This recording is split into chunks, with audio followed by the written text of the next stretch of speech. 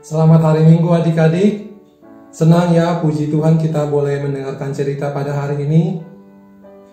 Sebelum kita mendengarkan cerita pada hari ini, kita akan berdoa yang dipimpin oleh teman kita Billy Manurung. Kita berdoa. Tuhan Yesus, terima kasih atas berkat-Mu kepada kami dari tadi malam hingga pagi ini. Tuhan Yesus, sekarang kami mau dengar cerita firman Tuhan. Berkatilah kami supaya bisa mengerti isi dari cerita firman yang akan disampaikan oleh kakak sekolah minggu. Terima kasih Tuhan Yesus. Amin.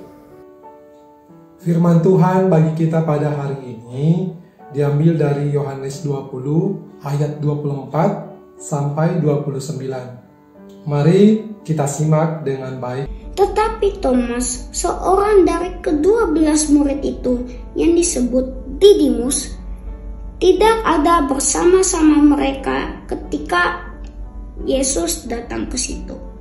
Maka kata murid-murid yang lain, "Kami telah melihat Tuhan."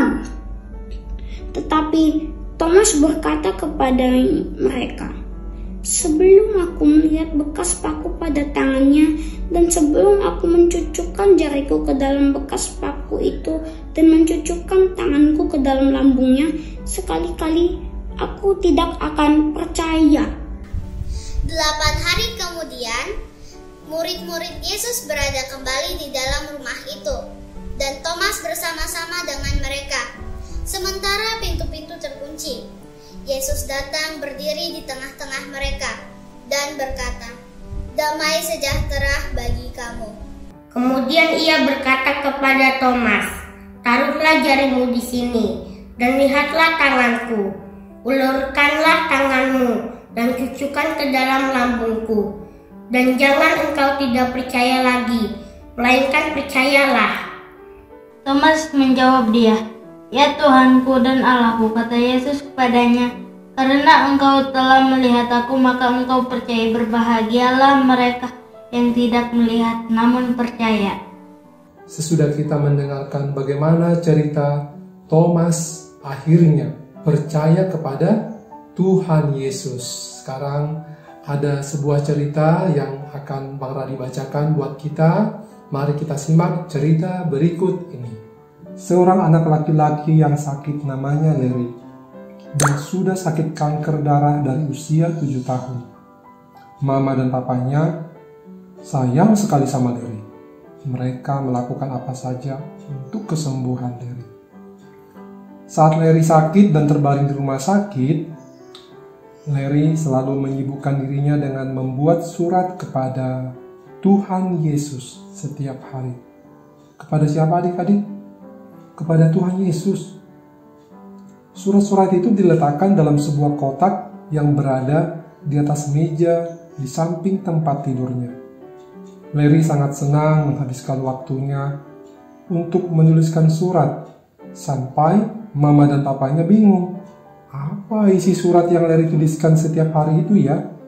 Suatu hari, saat Larry sedang tertidur pulas, mamanya mengambil beberapa surat yang Larry tulis dalam kotak, kemudian membacanya. Saat membaca, mamanya tiba-tiba menangis sambil sesekali melihat ke arah Larry yang sedang tertidur. Mamanya kaget dan terharu, karena Larry menulis hal yang sama setiap hari. Isi surat tersebut sangat singkat loh, seperti ini. "Tuhan Yesus, terima kasih hari ini aku masih bisa bangun, makan dan bernapas. Aku tidak bisa melihat Tuhan Yesus dengan mataku, tetapi aku melihat Tuhan Yesus dalam kesehatan yang Tuhan berikan dan berkat lainnya. Aku percaya Tuhan Yesus ada bersama saya setiap hari. Amin." Larry hebat ya. Dia tetap percaya kepada Yesus yang mengasihinya setiap hari. Seperti juga Thomas, Tuhan tetap mengasihinya, yang pada akhirnya dia percaya kepada Yesus. Kiranya kita semua tetap percaya kepada Yesus yang sudah bangkit. Apa pesan firman Tuhan bagi kita pada hari ini?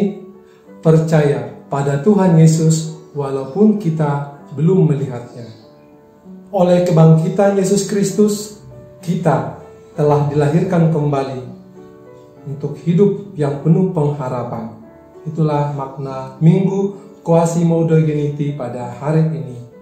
Mari kita berdoa. Terima kasih Tuhan buat cerita hari ini. Ajar kami untuk semakin percaya dan teguh iman kami hanya kepadamu saja. Dalam Yesus Kristus kami memohon. Amin. Tetap jaga kesehatan ya. Dadah.